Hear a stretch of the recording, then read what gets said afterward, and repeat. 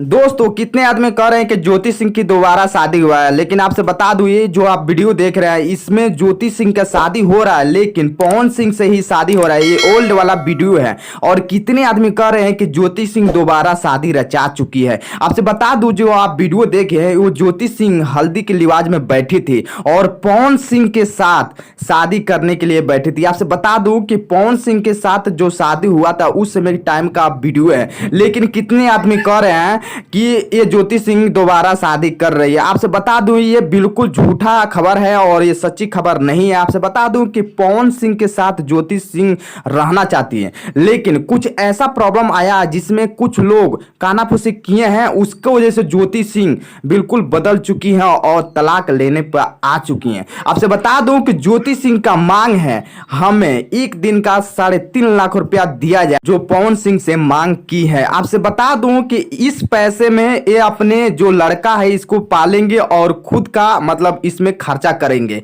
इस बात पर पवन सिंह स्वयं बोले हैं कि मैं देने के लिए तैयार हूं। लेकिन आपसे बता दूं कि अगर ये दोनों में समझौता हो जाता है और ये लोग खुशी खुशी अपने घर चले जाते हैं तो इन लोग का जिंदगी जो बिगड़ रही है बिगड़ने से बच जाएगा और बहुत अच्छा इन लोग का जिंदगी कटेगी। आपसे बता दूं कि दोस्तों आप लोग यही कमेंट करिए और यही दुआ करिए कि पवन सिंह के और ज्योति सिंह की जोड़ी हमेशा बना रहे। आपसे बता दूं यही दुआ आप लोग करिए।